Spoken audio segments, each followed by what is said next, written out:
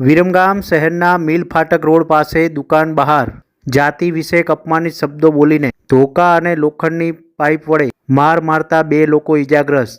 Viramgam town police મથકમાં 4 શખ્સો સામે ફરિયાદ નોંધાઈ.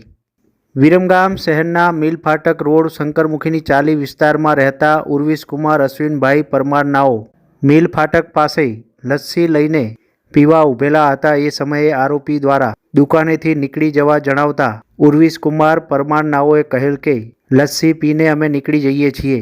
તે વખતે આરોપીઓ દ્વારા જાતિ વિષયક અપમાનિત શબ્દો બોલીને તમારી વસ્તુ મળી ગઈ છે, તમે અહીંથી નીકળી જાઓ. એ સમયે જાતિ ઉપર નહીં બોલવા અને લસ્સી પાછી આપીને પૈસા પાછા માંગતા આરોપીઓએ ઉશ્કેરાઈ જઈને લાકડાના ધોકા અને પાઇપો વડે ઉર્વિશકુમાર પરમાર અને અશોકભાઈને માથા તેમજ હાથના ભાગે ગંભીર ઈજાઓ પહોંચાડીને માર મારતા ઈજાગ્રસ્તોને સારવાર માટે ખાનગી હોસ્પિટલમાં ખસેડવામાં આવ્યા હતા.